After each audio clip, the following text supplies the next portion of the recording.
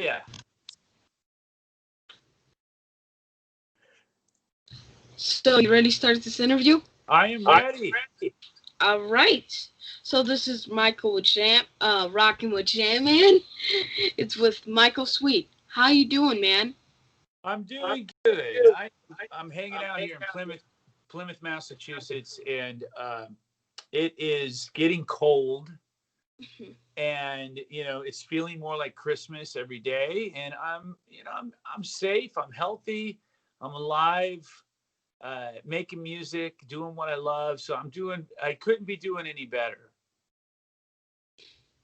So congratulations on your new album, Even the Devil Believes. I really think that is your best one. Well, you know what? I do too. I'm happy to hear you say that. It confirms what I feel. I believe that it's our best one.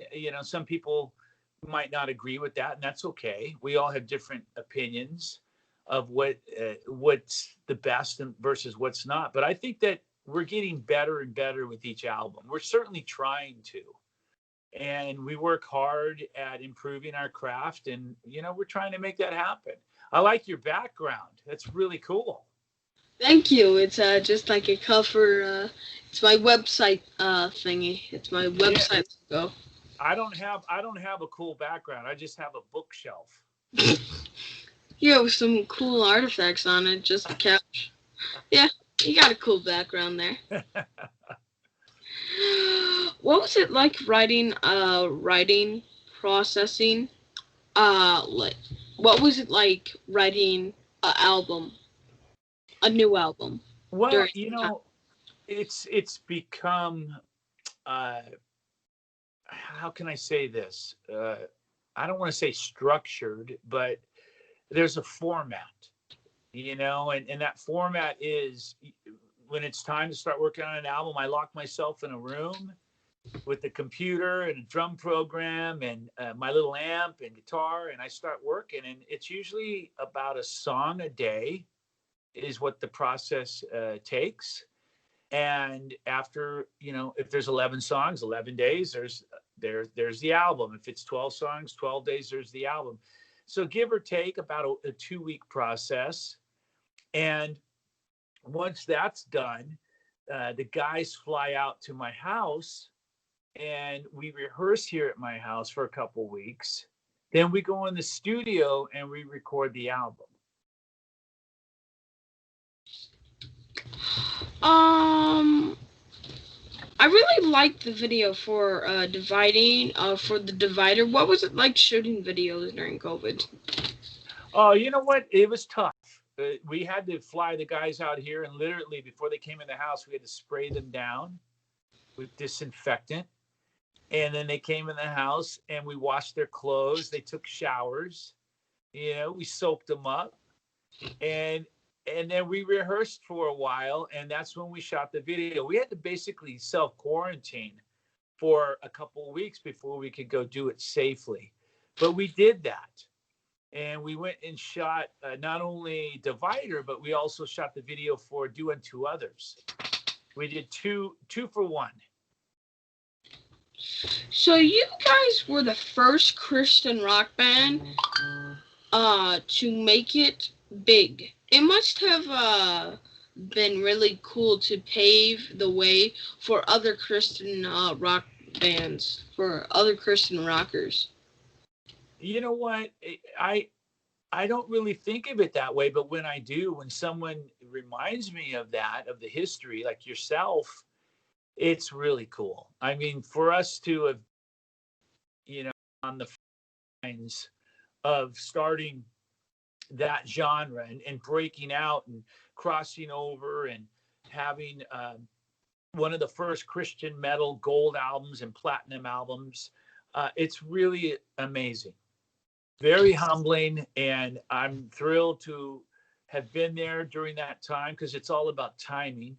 And it just so happens that we were there in 1984 to kind of lead the pack and take the call and carry the torch and whatever other cliche you want to put to that. We were there to do it, and we were very blessed to be able to do that. And here I am 36 years later talking to you about it, and it's amazing the history of the band, and what the band has over the years achieved is phenomenal. Now a lot of 80s bands ended up batting their demons with drugs, alcohol, and women. How did you guys? Well, we went through that too initially, early on. Before we became Stryper, we went through all of that, and with alcohol, drinking, and at a very early age, I was doing that, and I'm not proud to say that, and I wouldn't recommend that to anybody. But I grew up fast on the streets of LA and Hollywood, playing clubs, because I was around all that every day. Smoking and drinking, and that whole lifestyle. And I think that's part of the reason why I decided to get out of that lifestyle at an early age as well. So when I was 20 years old, before I was even 21, a legal, technical adult, I got out of it, and became a Christian, and decided to turn my life around, and not continue down that path. And I'm really glad that I did. What did your church think about you guys wearing makeup and the big hair back in the day? We didn't care what our church thought about it. We went to church with big hair and makeup, and we didn't care. We would walk in dressed to the nines, and hair up to the ceiling, and lots of makeup on, and sit down and listen to the pastor preach. And we got a lot of looks from people, weird looks from people, but we didn't care. We were just being ourselves. It didn't bother us any at all. Now other bands treat you different because you guys are Christian rockers and didn't party like them. Well, I mean, some bands, I think, not all, but some bands like to laugh at us, because we sing about God. We do things differently, and to some people that's funny or that's comical, and it opens the door to be the butt of all jokes. But the thing is in the end, you can't argue with the history and what Stryper has done, and then it's not so funny, because we've been able to go out and tour year after year and record 13 albums as Stryper, and me 10 albums as a solo artist, and we keep recording and we keep performing. And I guess, to use another cliche, in the end we get the last laugh. When you started out, did you ever think you would be so famous? Oh, well, first of all, we're not so famous. We're not very famous at all. I don't even think we're famous at all. But if we are in some people's minds famous, I never really thought about it that way. I only thought, like, I want to pursue what I love to do, and that's music. And to me, that's the payoff. That's my pay.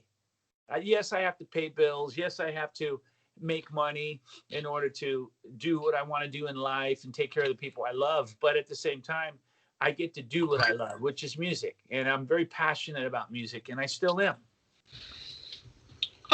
What is it like being so famous now that when interviews, they're turned out into blurbs or sound bites, and ran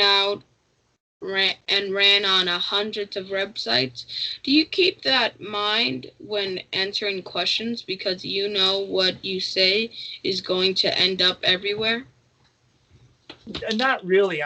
If the people that know me, my dear friends, and those who I've met and spent time with, they know my heart. And I'm a person that wants to speak the truth. And when I'm asked a question, whatever that question is, I tell you what I want to tell you right from the heart. I say it like it is. And sometimes that gets me into trouble. I'm not going to lie to you. Like, if you ask me, do you like this particular band? And if I don't, I'm going to tell you, not really. I don't listen to them. I'm not into them. I'm not going to, lie to you and say, oh, yes, I love them, but yet I also want to be respectful and always answer my any questions that are given to me in respect to other people. I don't want to throw people under the bus and come across as a jerk, but I'm always very truthful, and that gets me in trouble. There's a website out there that always takes one piece of what I said and makes a as you said, a catchphrase, uh, and unfortunately, you got to read the whole article to see what I said in its entirety to understand what I meant. It's is it called Blabbermouth? I believe it's called Blabbermouth. Yeah, that's the one. Now you're on a big social media. Do you ever think back in the day this would be a way to talk with the fans? I did not. I mean, way back in the day, in the 80s, I had no idea. I would never have guessed that, in 30 years, I'd be on a phone talking with people, or 35 years, or whatever, whatever you want to put on that. I had no clue that I'd be doing this, and I'd have the capability of, connecting with fans through a computer or through a phone. So it's really incredible what technology has done for us and how much it's advanced us. But at the same time, it's also unfortunately hurt us in many ways as well, specifically the music industry, because people don't buy music as much as they used to. And now it's streamed, and it's done in a completely different way. Every one this day loves to fight and start a problem. If you don't like what they like, it's called cancel culture. It does that ever stop you from being truly who you are and posting your benefits on your post? Absolutely not. I'm always going to post what I want to post and what I feel led to post. I'm a man that wants to speak the truth. I'm a man that follows after his own convictions and his own passions, and I write about what I passionately care about. So that's never going to change with me. And again, because I am very boisterous and opinionated, and I express my views, sometimes that upsets people. But that's the nature of the beast. That's the way it is. It's the way it works. I don't think that's ever changed.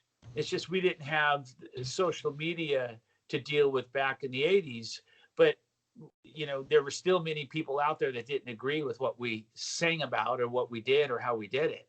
It's just they weren't able to go on a computer and say that. Now they can. Why does 2020 have to be like if you post something that you like and somebody doesn't like it? It's kind of like, why is everybody taking sides this year? Everybody's taking a different side. Well, I don't know if it's just this year. I think this year might be one of the worst, but it's been going for a while. I've seen it for the past 10 years, um, maybe even longer. This, people feel they've forgotten about that old saying that my parents instilled within me, and that is, if you don't have anything nice to say, don't say anything at all. Nobody is taught that anymore. People say whatever they want to say, and for no given reason. Like, I could post about the sky is blue, it's a beautiful day, and someone would go on my post and say, no, it's not. And they would have a different opinion just because they can, and take it from positive to negative. Sadly, that's the world that we live in. Now, there are more people, though, that are positive. So I think often we forget that. We focus in on the one negative and forget about the 1,000 positives. There's many more people and many more comments that are very positive. With COVID and riots and fires and murder hornets, Do you think God is sending us a message by any chance, or the devil? Well, I do think that we are living in biblical times. The Bible is very clear and prophetic about the times that we're living in. If you read the Bible, so it's a message that has been laid out for a long, long time, and it's coming to pass right now. We're all seeing it unfold, and we're seeing it happen. Some people would think I'm a kook and crazy for saying that, but that's what I believe. Um, it's unfortunate to see and to be living here in 2020 and to see people not following rules, people starting false rumors, and all the division and the hatred, and it's really sad to see. I think now more than ever is a time for all of us to come together and love one another. We don't have to agree, but through our disagreements, we can still respect each other and love one another. How is Oz doing? Oz is doing good, believe it or not. He's doing really good and has a good attitude and good spirit, getting ready for surgery, and he's in a good place right now. Okay. He's doing fine, and yeah, just chilling. He's doing good. He's definitely got a good attitude, and he's battling this and fighting his physical ailments with an incredible spirit and heart, and it's really great and encouraging to see. What can you tell me about Sunbomb? Sunbomb is a project that TRACII Guns started. I think it basically started out as a solo project, and he asked me if I wanted to sing on a song, and or at least I thought it was just one song, and it wound up being the whole album. And then we had some miscommunications over the past year and a half or so, and then he was going to bring in other singers, and it was going to go in a different direction, and then it wound up being just me. So I was able to finally complete the album and record all the vocals and turn them in. And that album is going to be coming out, I would say, sometime early next year, maybe March or April of next year. I'm not sure exactly when, but it's going to be really fun. It's a good album. It's different for me. I don't think it's what everyone's going to expect to hear from Michael Sweet. And it was great working with TRACII, and hopefully we could go out and do some shows together. Does it scare you being a musician and not knowing when for sure you can tour again? Yeah, definitely. I mean, it's interesting. That's the most difficult part of all this as a musician is we can't tour, and that's what we rely on. We rely on touring, and not just the financial part of it, but the emotional part of it and spiritual part of it, and being able to go out and connect with our fans and see people in person and shake their hands and give them a hug and encourage them and inspire them, and they do the same for us. So we can't do that now. So it's definitely crippling. It's had a quite a negative effect on everybody, and it's very difficult to overcome. The way I overcome it is I just keep working. I've got a lot of projects I can do in terms of studio projects, recording, writing, lots of things, and we're still able to keep going. Thank God, at least as of yet. But hopefully touring will commence soon, and we'll be able to get back out there again and play. Are you getting the vaccine right away? Say that one more time, buddy. Are you getting the vaccine right away? I don't know. To be honest with you, I'm not sure. I think it's one of those things where I want to wait at least a little while just to make sure that they've got all the, for lack of a better way of putting it, all the bugs worked out. And then I'll be honest with you too. I'm one of those guys. I'm a little apprehensive because I'm one of those guys. Whenever I get a flu shot, I get sick. So I don't do well with vaccines. Oh. And I'm a little concerned. I heard a story about someone in Brazil who got a COVID vaccine and they got sick and they died. So I don't know. Now, I don't know if that was related directly to the vaccine itself, but I'm a little nervous about rushing out to get the vaccine, but I think in time I will most certainly get the vaccine. I just don't know exactly when. So what's next for you? Buddy, am I making you that tired? No, I'm just I'm just tired, man. You tired? Were you up late last night? Yes, and woke up very early. Oh no. You know what? Me too. I'm a little tired, but not as tired as you, I don't think. Uh, Repeat that last question. What were you saying? What's next for you? Next, I am working on a project with Joel Hoekstra and Nathan James, co-writing. And then I am going to do a solo album. And then I'm going to do an album with Alessandro at Frontiers. And then I'm going to do a new Sweet and Lynch album with George Lynch. And this is all happening starting in January. So through the whole year, next year is booked. I have the whole calendar filled up with projects. I just want to say thank you for being an expression that may have taken God and religion out of our schools, but you have proven you won't let them take it out of music. Yeah, no way. I mean, we have fought for that from day one, and we'll continue to do so. Maybe someday they'll try to keep us from doing it, but it won't stop us. That's my calling, is to bring that message to people worldwide, and to hopefully help people with that message. Make their days a little better, make their lives a little better, give them a little more strength and hope. And that's what I'm trying to do with the music that I feel God has blessed me with. What's your favorite memory from a show and your worst? My favorite memory? Oh my gosh. There's too many. And I know that probably seems like a cop out, but it's true. There's so many great memories. Just the feeling of stepping on the stage and the electricity that comes from the crowd when you're at a big festival and there's 20,000 people, cheering you on.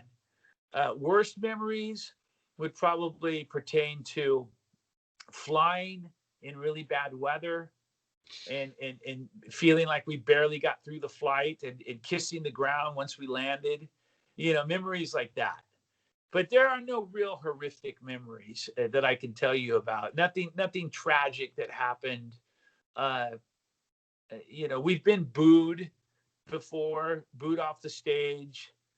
We, having been a part of the wrong type of festival,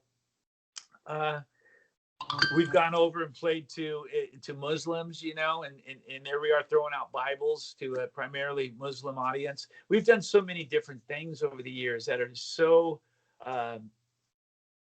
different. It's not the norm. The way we've presented our music and our message is not the norm. So we've pretty much seen it all. At least I'd like to think so. How do my followers follow you? They can go to michaelsweet.com, Stryper.com, Michael Sweet Facebook, Stryper Facebook, Instagram, Twitter. We're on Patreon. We're all over the place. We're all over the internet. We're very active on social media. So if they can't find us, just sit tight for an hour and you'll see something come up saying that we're live and online. Thank you for being on my show. I hope the next time we talk is at the backstage at one of your shows. Thank you. You know what? That would be awesome, buddy. I would love that.